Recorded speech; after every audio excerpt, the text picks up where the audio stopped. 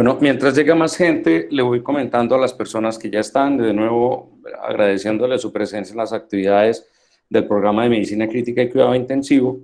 Les comentamos que tenemos una nueva actividad en el programa de Medicina Crítica y Cuidado Intensivo que va a ser una vez al mes. Por ahora lo que hemos acordado con el Departamento de Extensión de la Facultad es que sea 90 minutos de 3:30 de la tarde a 5. Se está decidiendo si se arranca a las 3:30 o se arranca a las 3. Se va a llamar el Ágora de Medicina Crítica y es un ambiente de discusión multidisciplinar. El plan es que en cada una de esas reuniones, que va a ser una al mes, como les decía, los profesores líderes de cada uno de los temas cardinales o importantes, primordiales de medicina crítica, va a traer a ese espacio de discusión un tema para profundización, debate, del que salgan, por ejemplo, acuerdos interdisciplinares, consensos, guías o inclusive proyectos de investigación. Van a estar estrechamente ligados dos departamentos grandes de la Facultad de Medicina, el Departamento de Medicina Interna con sus respectivas especialidades, nefrología, cardiología, hematología, y el Departamento de Cirugía con sus respectivos programas, incluyendo obviamente cirugía, sus subespecialidades, anestesia y el programa de medicina crítica. Estén pendientes, el primero con el que arrancamos es un ágora muy interesante en el que vamos a discutir aspectos fisiológicos y de física con dos bioingenieros de la Universidad de Antioquia, expertos en ventilación mecánica y expertos en mecánica pulmonar. Con eso vamos a arrancar el primer mes. Entonces estén pendientes de los avisos que van a salir por todos los medios de la Facultad de Medicina. Bueno, Andrés, yo creo que podemos empezar ya. Como les decíamos en algún momento que estuvimos tocando temas de choque cardiogénico, estamos en este momento trabajando en un consenso nacional en conjunto con la Sociedad Colombiana de Cardiología y la Asociación Colombiana de Medicina Crítica alrededor del choque cardiogénico.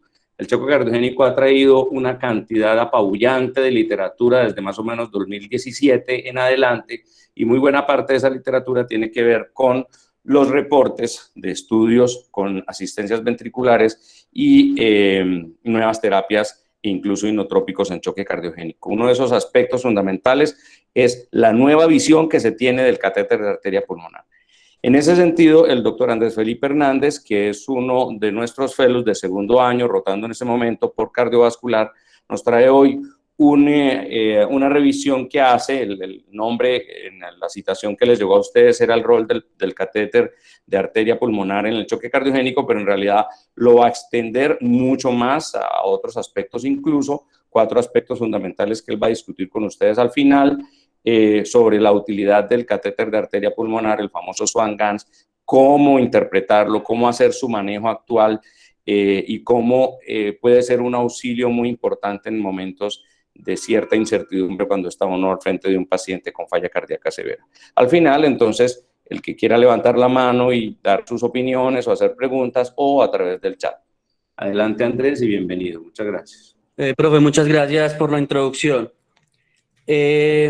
Como usted dice, entonces, en estos 40 minutos vamos a hablar del rol del catéter de arteria pulmonar en la actualidad. Para empezar, es muy importante iniciar con unos conceptos básicos sobre el catéter de arteria pulmonar, hablar un poco de la historia, hablar un poco del método de inserción y hablar un poco de las variables de monitoreo que este catéter nos brinda, y sobre todo hablar de su interpretación. Recordar entonces que este catéter, la primera publicación que salió relacionada con este catéter fue en 1970.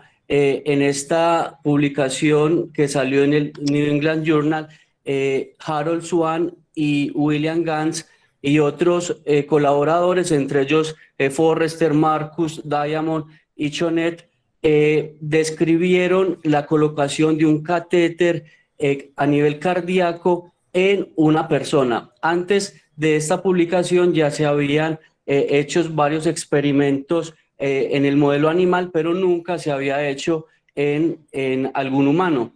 Este catéter tuvo un par de características muy importantes que vale la pena resaltar. Primero, el balón de navegación, que fue una idea, pues según la literatura de Swan, cuando estaba en una playa, vio como los botes iban o se transportaban a través del mar con el viento. Entonces, él se le ocurrió la idea de, en el extremo distal del catéter, poner un balón de aire para que fuera más fácil su desplazamiento a través de las cámaras cardíacas y que fuera más fácil alojarse en la arteria pulmonar. Y la segunda característica que tenía este catéter es la termodilución. Como vamos a ver más adelante, en el extremo distal del catéter hay un termistor que es capaz de analizar los cambios de temperatura y es a través de esta termodilución que el catéter nos brinda el gasto cardíaco. Finalmente, luego de este estudio, el catéter de Swan-Ganz se convirtió el gold estándar para la medición de gasto cardíaco. Inclusive, en este momento se considera el gold estándar. En cuanto a la descripción del catéter, tenemos que el catéter de arteria pulmonar es un catéter que mide 1.10 centímetros de largo y que tiene un diámetro de 7 a 7.5 French con dos conductos internos. Uno que discurre por toda la longitud hasta el extremo distal del catéter y otro que se abre a 30 centímetros del extremo del catéter. Esto es muy importante cuando analicemos la técnica de medición del gasto cardíaco con el termistor. En la punta del catéter existe un balón de látex que se llena con 1.5 cc de aire y esto le da su capacidad de desplazamiento a través de las cámaras cardíacas como vimos anteriormente. Esto es básicamente lo que hemos comentado hasta el momento. Esta es una gráfica del catéter. En el extremo distal vemos el balón de aire. A los 30 centímetros vemos un puerto proximal y en la parte distal o más proximal, perdón, del catéter vemos las diferentes líneas que en el transcurso de los años se le han agregado nuevas añadiduras y vemos como por ejemplo en los catéteres actuales, algunos, no todos, vemos, por ejemplo, como estos catéteres de arteria pulmonar tienen inclusive una línea de fibra óptica para medir la saturación venosa mixta de forma continua. Ese es un corte transversal del catéter donde vemos el lumen proximal, el lumen distal, el termistor y un pequeño orificio por el cual se infla el catéter. En cuanto a la colocación, sin entrar mucho en detalle porque el tema es amplio, muy importante recordar que nosotros ponemos el catéter de Swan-Ganz interpretando las curvas que nos da el monitor. Así pues, cuando estamos en la aurícula derecha, vamos a ver una curva de esta manera. Luego, cuando pasamos al ventrículo derecho, vemos esta otra curva. Cuando pasamos a la arteria pulmonar, vemos esta otra curva y finalmente cuando cuñamos en la arteria pulmonar vemos cómo cambia la curva. Básicamente la técnica es relativamente sencilla en términos generales. Primero se pasa un introductor, a través de ese introductor se pasa el catéter.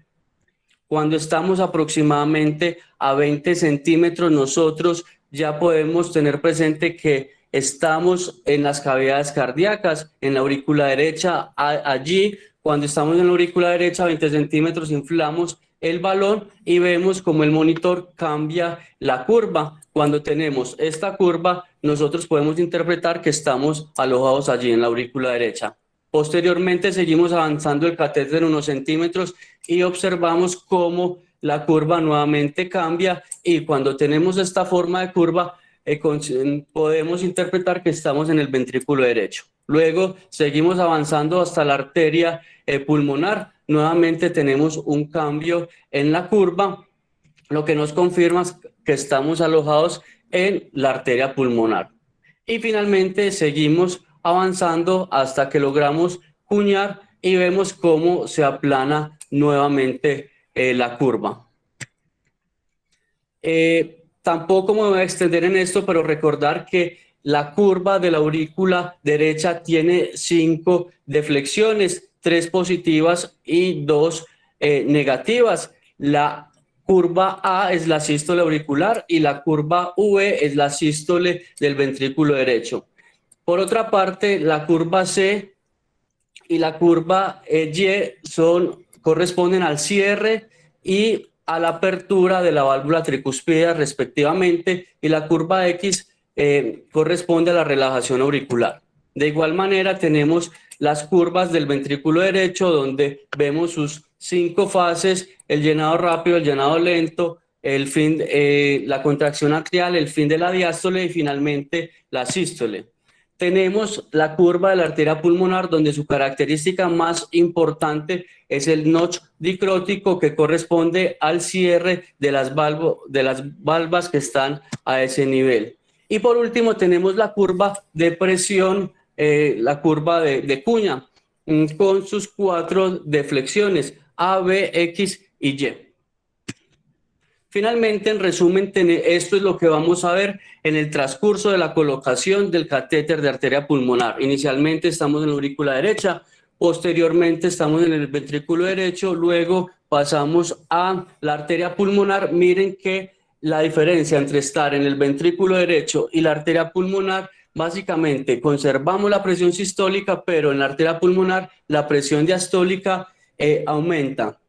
Y finalmente estamos... así se ve cuando cuñamos en la arteria pulmonar.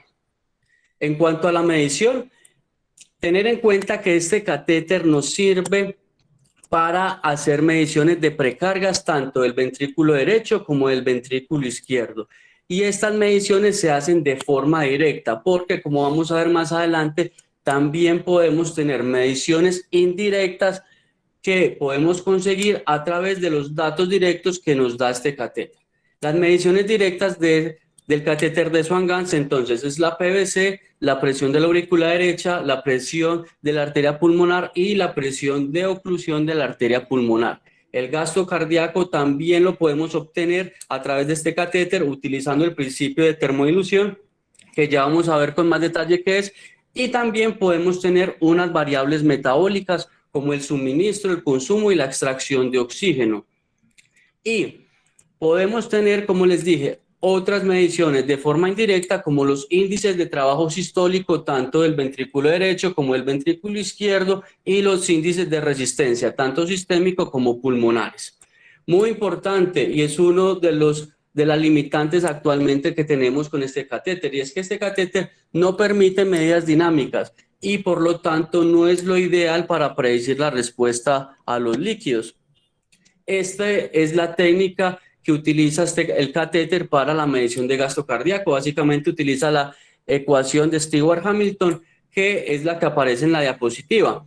Básicamente lo que hace este catéter es inyectar agua a temperatura ambiente o fría idealmente, y con el termistor lo que hace es interpretar el cambio de temperatura y nos brinda esa curva que estamos viendo en la pantalla. Solamente con esa curva nosotros podríamos interpretar a simple vista cómo está ese gasto cardíaco. En la gráfica A, un gasto cardíaco normal; en la gráfica C, en la parte inferior, un gasto cardíaco aumentado. Ustedes ven que la onda se pone más corta, y en la gráfica B, un gasto cardíaco disminuido. Con el catéter de arteria pulmonar podemos tener un mundo de mediciones hemodinámicas. Si ustedes ven en la diapositiva, podemos tener cerca o un poco más inclusive de 20 mediciones hemodinámicas. Tenemos todas estas y estas otras que no me voy a extender en eso, pues porque nos quedaríamos toda la mañana, pero es muy importante que con los datos que nos da el catéter de arteria pulmonar podemos tener mucha información sobre la parte hemodinámica del paciente. Y eso, aunque muchas veces es bueno y entre más datos tengamos mejor, muchas veces también puede confundir al médico en la interpretación y tomar decisiones erróneas en cuanto al paciente. Y eso quedó demostrado en este artículo de JAMA de 1990, donde cogieron a un grupo de médicos, incluyendo intensivistas, cardiólogos, cirujanos cardiovasculares, y le hicieron 31 preguntas de interpretación del catéter de arteria pulmonar. Y miren que la mayoría de personas solamente tenían 20 respuestas correctas y inclusive habían personas que solamente tenían 6 respuestas correctas de las 31 preguntas que tenía el cuestionario. Y este ha sido una de las críticas más grandes del catéter de arteria pulmonar, que la gente no lo sabe interpretar. Esta gráfica es muy importante. Como les dije, en 1970 salió la primera publicación de Swan y de Gans sobre el catéter de arteria pulmonar. Luego de esa publicación pasaron casi 20 años donde se puso en Europa y en Estados Unidos, según la literatura, millones de catéteres de arteria pulmonar. Solo fue hasta 1996 donde hubo una caída abrupta de su uso hasta hace aproximadamente 10 años, donde autores como Pinsky, como Jean-Louis Van Sant y como de Baker han mencionado estos últimos 10 años como la sobrevida o el renacimiento del catéter de arteria pulmonar. Entonces, como les dije, en 1996 fue un año crítico para el catéter de arteria pulmonar. Connor y sus colaboradores publicaron este artículo retrospectivo, pues de una corte prospectiva, perdón, donde analizaron 5.735 pacientes de 6 UCIs e incluyeron 9 patologías. Este estudio fue muy importante porque fue el primer estudio que reportó que los pacientes que eran monitorizados con catéter de arteria pulmonar tenían un aumento en la mortalidad. Adicionalmente, Connor reportó que los costos en estos pacientes en los cuales se utilizaba el catéter de Swan-Ganz eran mayores y adicionalmente reportó que la estancia en la UCI era mayor en estos pacientes con catéter de Swan-Ganz. Entonces, esto tuvo trascendencia muy importante, no solo como en el ámbito académico, sino en el ámbito pues de las personas normales. Es así que inclusive en el New York Times, uno de los periódicos más influyentes de Estados Unidos y del mundo en general, salió una publicación ese mismo año donde relataban los hallazgos de este estudio y decían que los pacientes a los cuales se les ponía ese catéter se morían más. Entonces, como les dije, luego de ese año hubo una caída abrupta en el uso del catéter de Swan-Ganz. Recordar que hasta esa época no había ningún RCT y solo estaba ese estudio grande que, como les dije, es observacional. Entonces no tenía la fuerza epidemiológica suficiente. Inclusive, con ese estudio de Connors y con la llegada de nuevas tecnologías como la ecocardiografía y la ecografía en general a la cabecera del paciente y otros sistemas de termodilución transpulmonar como el PICO o el LITCO que utiliza el litio, muchos como Paul Marik, que ustedes lo pueden recordar por sus trabajos en sepsis, lo que tiene que ver con vitamina C, tiamina y esteroides. Inclusive personajes como este referían que era la muerte del catéter de arteria pulmonar. Sin embargo, luego del 2000, en los primeros años del 2000, esos primeros 5 años fueron muy importantes para el catéter de arteria pulmonar, porque salieron varios trabajos, todos ellos RCT, donde si bien no contradijeron del todo lo que había descrito Connors, ¿sí? Ninguno de estos estudios logró demostrar que el catéter de arteria pulmonar aumentaba la mortalidad. Tampoco logró demostrar que mejoraba la sobrevida, pero no repito esta idea, ninguno logró encontrar que aumentaba la mortalidad. Tenemos este primero publicado en el 2002 en el Intensive Care Medicine, donde analizó 201 pacientes, 95 en el grupo de arteria de catéter pulmonar y 106 en el control. Incluyó pacientes críticamente enfermos con diferentes diagnósticos, como pueden ver en el recuadro a mano derecha, y lo que analizó este estudio, el desenlace primario fue la mortalidad. Como les dije, no encontró diferencia. Los pacientes con catéter de arteria pulmonar se morían 47.9% y el control se morían 47.6%. Lo que sí encontró este estudio es que los pacientes con catéter de arteria pulmonar requerían más líquido durante su reanimación y tenían más falla renal, 35 versus 20%, sobre todo a las 72 horas. Esto fue en el 2002. Al año siguiente salió este estudio que reclutó 77 pacientes en el grupo de arteria de catéter pulmonar y 78 pacientes en el grupo de control. Y los pacientes que escogió fueron pacientes con alto riesgo quirúrgico. El desenlace primario para este estudio, que fue publicado en el New England Journal, fue la sobrevida a los 6 meses. Como pueden ver en la parte inferior, la sobrevida fue de 88.1% para un grupo y 87.4%, con una diferencia de menos 0.7 y un intervalo de confianza estadísticamente no significativo. Por lo tanto, este estudio concluyó que se morían iguales.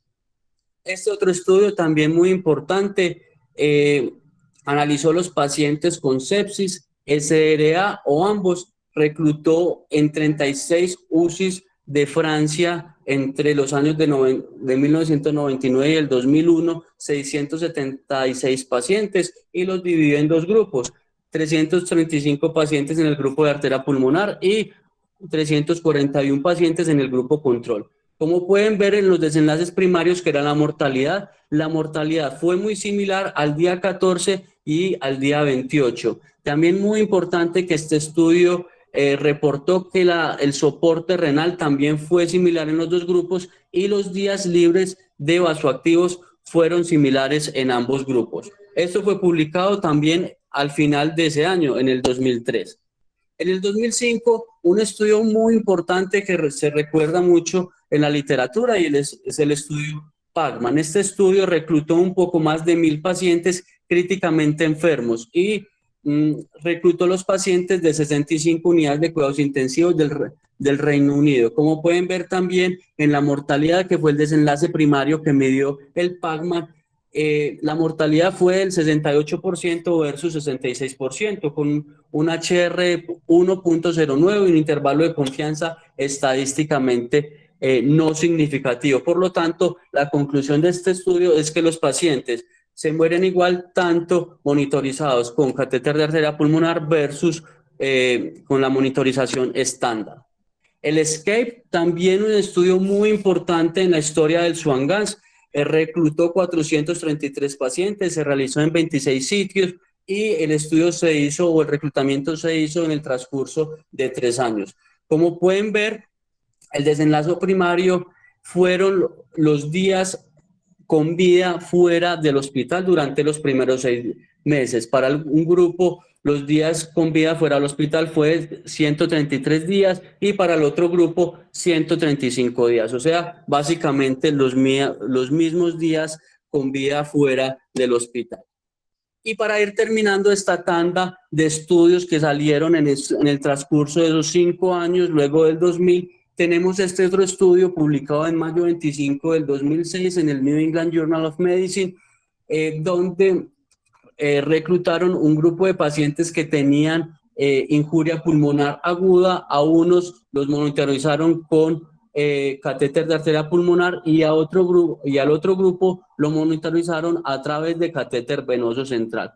El desenlace primario que midieron estos investigadores fue la mortalidad en los primeros 60 días. Y como pueden ver en los datos en la parte inferior, la mortalidad fue 27.4 para un grupo y 26.3 para el otro grupo. Lo mismo, la mortalidad fue igual en ambos grupos.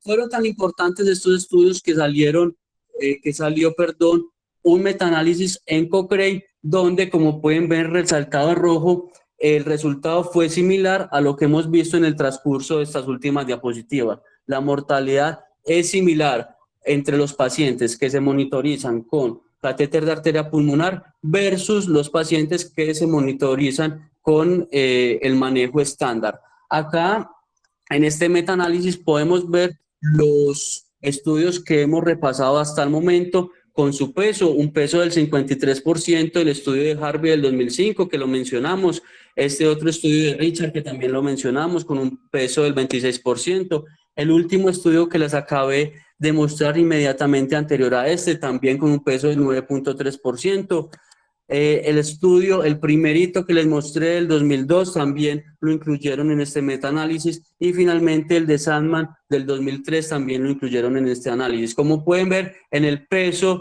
del metaanálisis están todos los estudios más importantes que mencionamos hasta el momento. Luego de esta andanada de estudios, el propio Harold James Swan hizo una revisión y escribió en este paper su análisis hasta el momento, y básicamente destacó 3 ideas que son muy importantes inclusive en la actualidad. Lo primero, reconocer, recordar y tener muy presente que el catéter de arteria pulmonar no es un dispositivo, diagnóstico, no es una terapia. Y como hemos visto en el transcurso de todas las charlas, de todos los años, de todos los tiempos, es muy difícil que un dispositivo diagnóstico cambie la sobrevida de un paciente que está críticamente enfermo, porque, como dijo Swan, no es una terapia.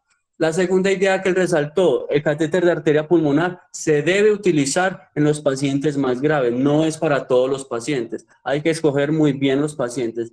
Y tercero, las complicaciones son debidas principalmente a personal pobremente entrenado y no supervisado, y también por periodos largos de monitoreo. Y eso es bien importante, sobre todo en la actualidad, ya que pocas veces utilizamos el catéter de Swan-Ganz. Como todo en la vida tiene 2 partes, como en la historia, luego de el debacle del uso, pues en el uso del catéter de arteria pulmonar, salieron varios estudios donde algunos de ellos reconocían su importancia. Tenemos, por ejemplo, este estudio que se hizo en pacientes con trauma, donde analizaron más de 53,000 pacientes, casi 2,000 de ellos monitorizados con catéter de arteria pulmonar. Este estudio, que fue retrospectivo y, como les dije, se hizo en pacientes con trauma grave, finalmente concluyó o encontró que los pacientes monitorizados con catéter de arteria pulmonar tenían menos mortalidad cuando era traumas graves, ancianos, cuando estaban más acidóticos, y presentaban mayor déficit de base, y cuando tenían un índice de trauma más alto. Este estudio más actual, nos volamos casi 15 años en la historia, pero es muy importante analizar este estudio que fue publicado en el 2019. Fue un estudio retrospectivo que analizó en el transcurso de 10 años, del 2004 al 2014, pacientes con falla cardíaca. Y es muy importante esta gráfica porque, como pueden ver dibujado de rojo, la mortalidad en los pacientes con choque cardiogénico que estaban monitorizados con catéter de arteria pulmonar era menor a los pacientes con choque cardiogénico que no estaban monitorizados con catéter de arteria pulmonar. 29 versus 38. Entonces, acá vamos viendo una de las conclusiones finales que tenemos de esta charla. Muy importante, o podría ser útil, el catéter de arteria pulmonar en el paciente críticamente enfermo en choque cardiogénico, porque cuando el paciente está en falla cardíaca y no está en choque cardiogénico, como pueden ver en la parte inferior de la gráfica dibujado de azul, la mortalidad en los pacientes que se usó catéter de Swan-Ganz fue superior a los pacientes en los cuales no se utilizó. Este otro estudio, también retrospectivo del 2020, analizó 1,414 pacientes, y la mayoría de esos pacientes, casi el 70%, tenían un choque cardiogénico clasificado en la escala de SCAI de D y D, no es E, es C, perdón, es D y C. Y finalmente este estudio retrospectivo demostró una mejoría en la sobrevida cuando se contaba con el monitoreo completo de catéter de arteria pulmonar. Finalmente, este estudio, publicado en el 2019, fue un registro que se llamó el CARD-CHOC, un registro europeo prospectivo, observacional y multicéntrico, donde se logró analizar 219 pacientes. De todos estos pacientes, el 37% tenía monitorización con catéter de arteria pulmonar. Y también este estudio, que es más actualizado, no encontró diferencias en la mortalidad, pero sí encontró que los pacientes que estaban monitorizados con el catéter de Swan-Ganz requerían más terapia de reemplazo renal, requerían más inotrópicos, requerían más dispositivos de asistencia ventricular y requerían más ventilación mecánica. Y hay algo muy importante que quise resaltar de rojo. Este estudio fue uno de los primeros estudios que comenzó a describir la importancia del poder cardíaco, ¿sí? Que, como vamos a ver más adelante en la siguiente diapositiva, es una medida que podemos analizar de los datos que nos da el catéter de arteria pulmonar. En cuanto al poder cardíaco, como les venía diciendo, es la relación que existe entre la presión arterial media y el gasto cardíaco.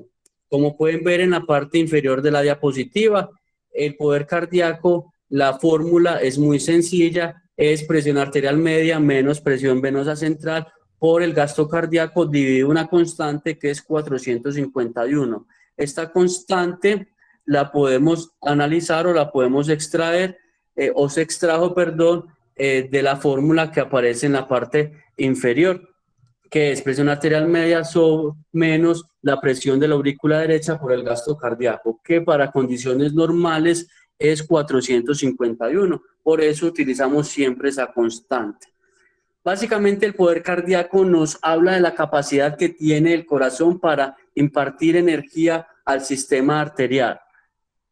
Y es bien importante porque es la variable hemodinámica que mejor se asocia con la mortalidad en pacientes con choque cardiogénico. Tenemos un punto de corte de 0.53 y esto nos da una sensibilidad y una especificidad de 0.66 para mortalidad intrahospitalaria. Como pueden ver en este registro que se llamó el Shock Trial, analizaron el poder cardíaco a los pacientes que estaban incluidos en este registro. Y como se puede analizar en la gráfica, cuando el poder cardíaco era menor a 0.53, la mortalidad ascendía dramáticamente. A diferencia, cuando el poder cardíaco se acercaba a 1, inclusive cuando se acercaba a 2, entre más alto el poder cardíaco, la sobrevida era mayor. Y otro dato hemodinámico, además del poder cardíaco, que nos sirve y que está recientemente, pues se han hecho varias publicaciones muy importantes al respecto, es el índice de pulsatilidad de la arteria pulmonar. Recordar que el sistema circulatorio del corazón derecho no solamente es el ventrículo derecho, sino que también comprende el sistema venoso sistémico, el ventrículo derecho como tal y la circulación pulmonar. Este índice de pulsatilidad de la arteria pulmonar se calcula dividiendo la presión de pulso de la arteria pulmonar, que básicamente es la presión sistólica menos la presión diastólica de la arteria pulmonar dividido la presión de la aurícula derecha. Y es bien importante que recordemos este índice porque la mayoría de estudios mostraron una asociación independiente, como dato independiente, entre la PAPI, o sea, el índice de pulsatilidad, y la sobrevida. Y también, muy importante, sirve para predecir la falla del ventrículo derecho luego de la cirugía cardíaca y para predecir la mortalidad intrahospitalaria. A diferencia del poder cardíaco, que el punto de corte está pues como más estandarizado y es 0.53, el índice de pulsatilidad, el punto de corte puede variar de acuerdo a la patología que tenga el paciente. Como pueden ver en la parte inferior, cuando el paciente tiene un infarto del ventrículo derecho, se debería utilizar una PAPI de 0.9 o menor a 0.9, perdón.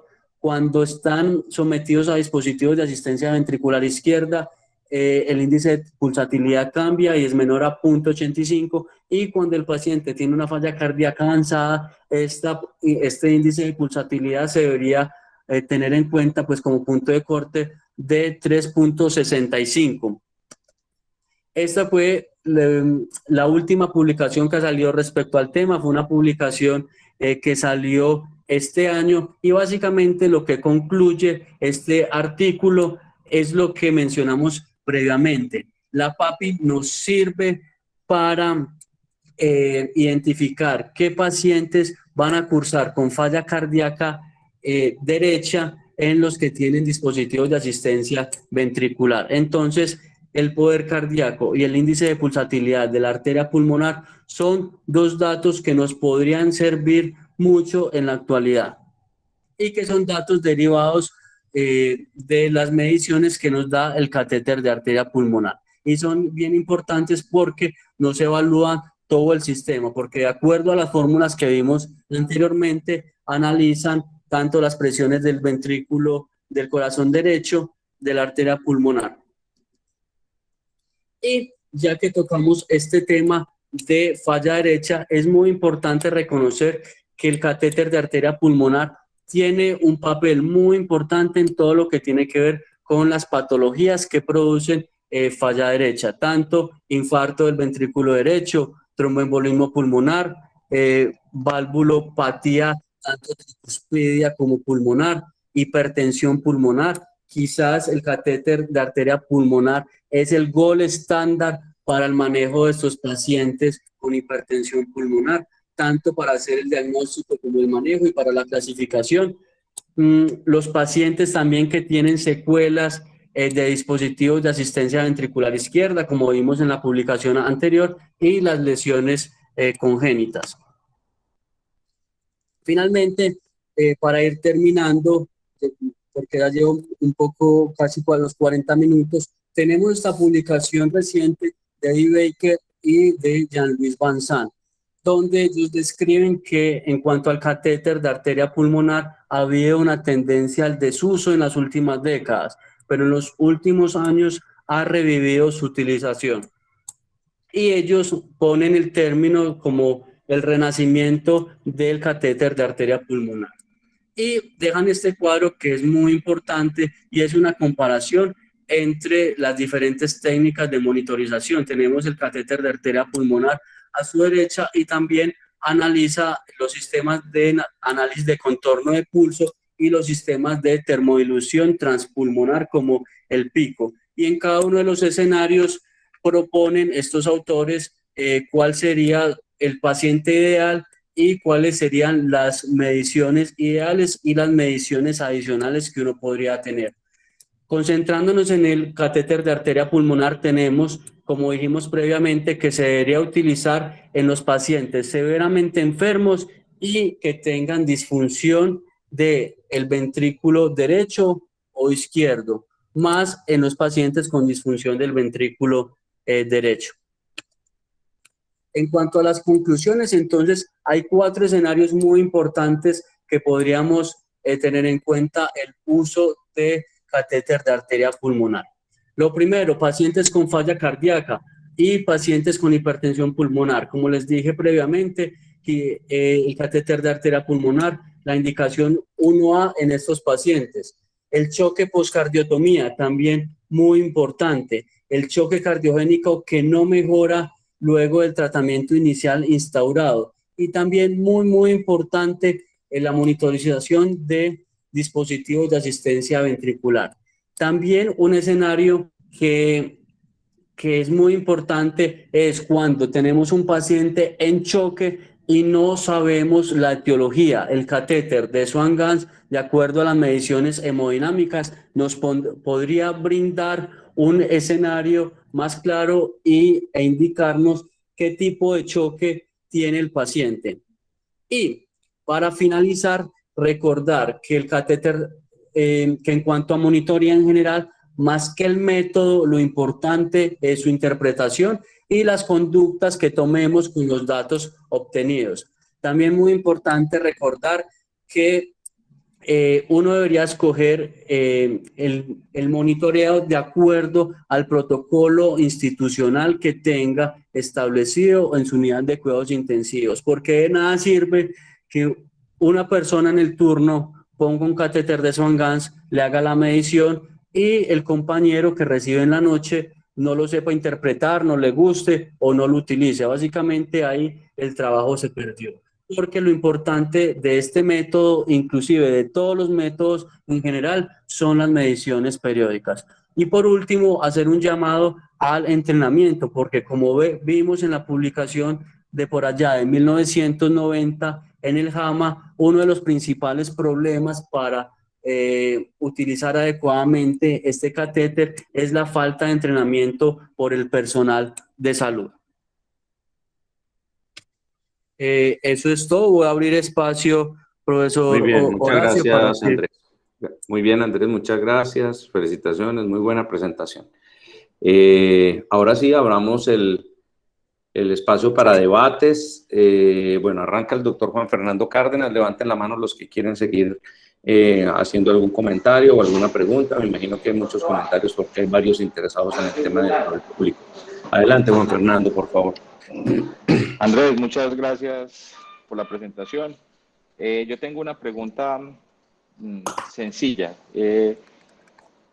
¿Vos por qué crees que, pues, si tenemos evidencia desde hace tanto tiempo y tenemos artículos y publicaciones que nos dicen que se debería utilizar el SWAN en esas indicaciones que nos diste, en esos choques de origen no claro y teniendo pues las diferentes variables y subrogados de medición como el PAPI y el poder cardíaco, ¿por qué crees que en el medio local, o sea, nuestro medio aquí en Medellín y el área metropolitana, no se usa tanto como uno quisiera? Pues, o sea, ¿cuál sería como tu aproximación o tu percepción a por qué no se usa el catéter de Swan-Ganz?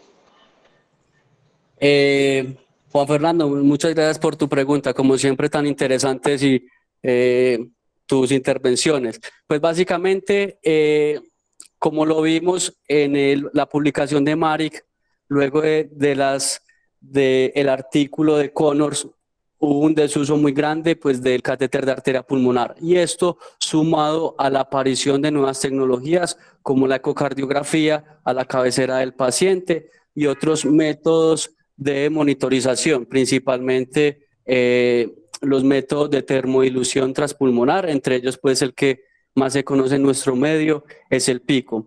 Creería yo pues que esa es quizás la principal razón por la cual hay pues no lo utilizamos con frecuencia en nuestro medio. Otra razón importante es la falta de entrenamiento que existe en el medio en cuanto al uso de catéter de arteria pulmonar. Y en cuanto a la pregunta puntual o a la parte puntual de la pregunta relacionada con el poder cardíaco y la PAPI, creería yo que es porque la gente no sabe pues, que existen esas mediciones. Y te hago esta pregunta, ¿vos antes de la rotación de cardio sabías de estas mediciones? Aló. Juanfer, Hola, no. te escuchamos. Del poder cardíaco, sí, de la PAPI no tenía pues como realmente muy claro, pues, pero simplemente no tanto saber, sino medio haber escuchado, realmente no sabía, pero eso también hace parte pues como de cuando uno rota en diferentes momentos. Nunca hemos utilizado ni en las rotaciones previas, ni en sitios de trabajo hemos utilizado ni estas mediciones ni el catéter de Swan-Ganz con la frecuencia que la literatura dice que se debería usar. Muy bien, muchas gracias, Juan Fernando. Bueno, aquí dentro de las observaciones del público encuentro el doctor Arroyave, dice: felicitaciones, Andrés, por una presentación muy objetiva y bien preparada. No sé si alguien quiere levantar la mano, tiene alguna otra observación. En este orden que acaban de levantar la mano, entonces, primero el doctor Rafael Uribe y luego el doctor Eric Valencia y por último el doctor David López. Adelante, por favor. Buenos días. Andrés, felicitaciones por la presentación. Muy impecable. Y la verdad es que es mora de nosotros familiarizarnos, más allá de la decisión de usarlo o no, pero sí familiarizarnos para tener un criterio más objetivo a la hora de hacer uso de esta herramienta. Cosas muy puntuales y de pronto no sé si el doctor Tortúa quiere agregar algo. Hoy en día están algunos SWAN que te permiten el monitoreo del gasto cardíaco de forma continua. Eso es un cambio.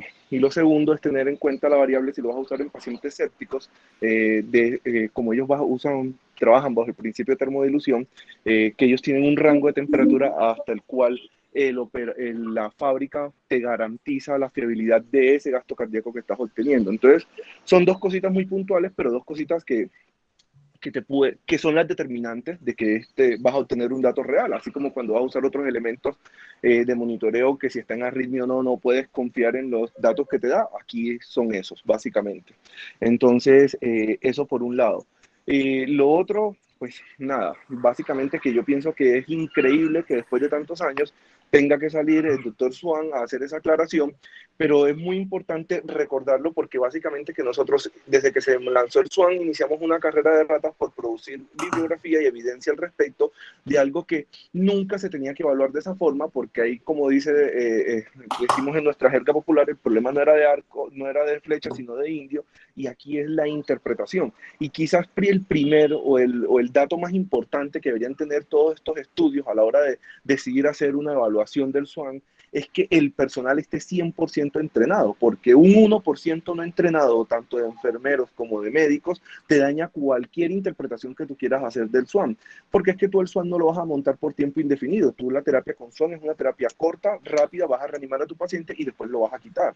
Entonces, las primeras 48 horas, 24 a 48 horas que tú vas a tener el SWAN, 6 horas de un personal no entrenado que no vaya a hacer un monitoreo continuo o presencial en forma continua, sí, e intensa de ese SWAN, te puede tirar 18 horas de trabajo a la borda y no significa que el SWAN no sirvió, significa que nosotros no hicimos bien nuestro trabajo. Y creo yo que ese problema no es del tercer mundo, es un problema de todos lados y entonces por eso, indistintamente que el artículo venga de Europa o venga de Estados Unidos, ese sesgo siempre va a estar presente. Hay personal en todos lados que no son juiciosos, hay personas en todos lados que no están entrenadas y hay personas en todos lados que te va a dañar cualquier tipo de captación de estas. Entonces, pienso yo que ese es el filtro por el cual deberíamos evaluar siempre que vamos a interpretar un trabajo de SWAN, que el malo no es el SWAN, obviamente es un método invasivo y por eso tú no lo vas a poner a todo el mundo, generalmente se lo ponen a los más graves y habría que evaluar eso que tanto, no impacta en la mortalidad o no, yo pienso que esa es una discusión, pues, en fin, pero en desenlaces como la disfunción renal, en otros desenlaces secundarios que en teoría los pacientes que tienen SWAN les va peor, pues no, todo eso es derivado de lo mismo, creería yo en principio. Entonces son observaciones muy puntuales y reiterar mi felicitación sobre tu exposición y bueno, que en realidad más que usarlo con todo el mundo es ojalá instituir ese uso en los pacientes que son y ojalá pudiéramos hacer tengamos la opción de hacer uso de los SWAN que nos permiten este monitoreo continuo. Rafa, Sí, muchas gracias. muy bien, Rafa, muchísimas gracias. Para responderte dos cositas ahí con respecto a lo que me preguntaste. Es decir, las innovaciones que tienen las nuevas tecnologías, que no son disruptivas, pero son innovaciones incrementales, como por ejemplo el gasto continuo, como tú dices, yo creo que tienen gran valor. Uno debería adaptarse a esas nuevas innovaciones porque obviamente fueron evaluadas previamente y luego validadas clínicamente. Yo, por ejemplo, tendría la inclinación a aceptar ese tipo de catéteres porque además, utilizando el poder cardíaco, que es lo que estamos trabajando con los dos fellows, con Juan Fernando y con Andrés, eso haría la posibilidad de hacer de manera práctica el poder cardíaco constantemente e incluso le daría a uno pie para hacer una evaluación del índice de pulsatividad de la arteria pulmonar y estar pendiente de la falla derecha, que es fundamental. Eso me parece que es adecuado. Estoy totalmente de acuerdo contigo. Sigue acá el doctor Eric Valencia. Adelante, Eric, por favor. Buenos días. Bueno, ya por lo menos vemos que, que Andrés ya ha ido creciendo, ya hace presentaciones mucho más serias. Eso está muy bien. Lo felicito, hombre, muchacho. Eh, Hombre, yo pienso que el Swangans no ha muerto ni lo han enterrado y yo creo que, como decíamos con David Yepes, el Swan lo siguen poniendo en muchas unidades de cuidado intensivo. En respuesta a la pregunta de Juan Fernando, hombre, en Medellín pasó algo muy curioso y eso es una de las razones por las cuales pasamos a una especie de un ocultismo y es que muchas unidades de cuidado intensivo quedaron manejadas por personal no intensivista y no entrenado. Lastimosamente, como lo dijo Rafa, es cierto, más que el catéter es el indio y si yo no sé interpretar las curvas, yo no las curvas de colocación, sino las curvas de manejo después, la graficación, dónde usar los inotrópicos, dónde usar el volumen, todos esos detalles. Obviamente no lo colocan. Y la gente se pega de lo más sencillo. Así lo mismo ha venido pasando con el tonómetro y pasó con el catéter de presión intraventricular en trauma de cráneo. Un solo artículo mata las cosas cuando obviamente es más fácil hacer un turno y se lo pagan y usted vuelve y se va y para adentro no lo necesita monitorizar. Lastimosamente en Medellín pasó eso y eso ha ido cambiando en la medida en que la gente se subespecializa. Eh, y con los números nuevos, hombre, muchachos, hay que darle la validez del tiempo. Los números aparecen, se prueban, se analizan, pero como todo en la vida necesita que el tiempo lo depure y lo defina claramente la utilidad que tiene, pero sí debemos hacer lo posible, como dice Horacio, hacer lo posible por todas las alternativas de medición, bregar a ingresarlas para poderlas comparar y que los estudiantes puedan tenerlas a la mano. Excelente, muchísimas gracias, Oscar. Antes de darle el espacio a David, que tiene levantada la mano desde hace rato, voy a leer estos dos comentarios que están escritos desde hace rato y me da pena con los doctores. El doctor Oscar Gómez pone: excelente revisión, yo creo que el método de monitoreo es muy importante, pero lo más importante es, como se resaltó en la charla, es que haya algoritmos institucionales que permitan darle coherencia al manejo del paciente más crítico. Si se va a utilizar el SWAN, debemos entrenarnos, establecer protocolos inequívocos. Felicitaciones. Bueno, con respecto a esto, Oscar, tienes toda la razón. Nosotros estamos trabajando, viste que les pasamos a ustedes una guía de actuación, por ejemplo, en el perioperatorio del paciente operado de cirugía de corazón, y en ese perioperatorio vamos a poner un algoritmo de interpretación también para el catéter de arteria pulmonar. En eso tienes toda la razón, ese es como el plan. Estamos esperando que terminen de responder los intensivistas para evaluarlos también con ustedes, con los anestesiólogos, con los cirujanos, con los cardiólogos, con el plan de hacer un análisis interdisciplinar y poner ese algoritmo como tú estás diciendo. Lo más importante no solamente los algoritmos, yo adicionaría algo que resaltó Andrés, que hemos encontrado en toda esa literatura que estamos revisando últimamente, es no dedicarse a minar solamente números. Ese es el grave error, no solamente la falta de entrenamiento y el análisis de curvas posteriores y los conceptos fisiológicos sólidos, sino que se pierde ese objetivo fundamental que es analizar pacientes, analizar seres humanos, clínica del paciente, con base en algunos datos que le da uno el catéter de arteria pulmonar o cualquier monitorización. Por eso encuentran ahí como uno de los errores permanecer o dejar permanecer durante mucho tiempo un catéter de arteria pulmonar, porque resulta que el paciente se mejora, depura su lactato, se le deja el catéter puesto y al otro día llega alguno de los compañeros, algún colega, y ve, sin tener en cuenta la línea de tiempo y lo que pasó previamente, que la saturación venosa mixta se volvió a caer o que el delta se volvió a alterar, y de una vez piensa, como pensamos en muchas ocasiones, de manera un poquito, digamos que irreflexiva, en estarle poniendo inotrópicos, y ahí es donde se pierde la validez de un método tan adecuado como el catéter de arteria pulmonar, y eso es lo que aumenta la mortalidad. Bueno, por último, el doctor Carlos José Atencia. Qué bueno que nos acompañen los profesores del Departamento de Medicina Interna. Un buen RCT, el personal no entrenado y bien entrenado se la autorizan por el grupo de catéter de arteria pulmonar y el grupo de no catéter de arteria pulmonar. Así es, parte de esos estudios, por ejemplo, en el estudio ESCAPE, Carlos, Carlitos, se hizo un entrenamiento previo a todas las personas que utilizaron el catéter de arteria pulmonar. El Instituto de Salud de los Estados Unidos se encargó de eso, pasó por varias unidades de cuidado intensivo y entrenó tanto a profesores como gente en formación. Y así se hizo el estudio, y fíjate que el resultado fue un resultado igual. La mortalidad fue exactamente igual para los que no utilizaron catéter como los que utilizaron catéter, pues por lo menos en la falla cardíaca. Con respecto al entrenamiento, desde el programa estamos en la consecución de un dispositivo para simulación. Voy ahorita a las 9 de la mañana a hacer una reunión allí al departamento de simulación de la facultad a ver si se pudo conseguir. Pero el plan es que empecemos reentrenamiento. Ese simulador lo que hace es ligar principios fisiológicos muy sólidos, aparte de los criterios de monitorización que aporta el catéter, incluyendo el poder cardíaco, el índice de pulsatilidad de la arteria pulmonar y los demás aspectos también. Bueno, qué pena, David, adelante, por favor, que tus intervenciones son muy importantes. Sí, muy buenos días a todos. Qué pena si se me va la señal, pero es que estoy ya que entro por acá al túnel. Felicitaciones, pues, Andrés, muy buena charla.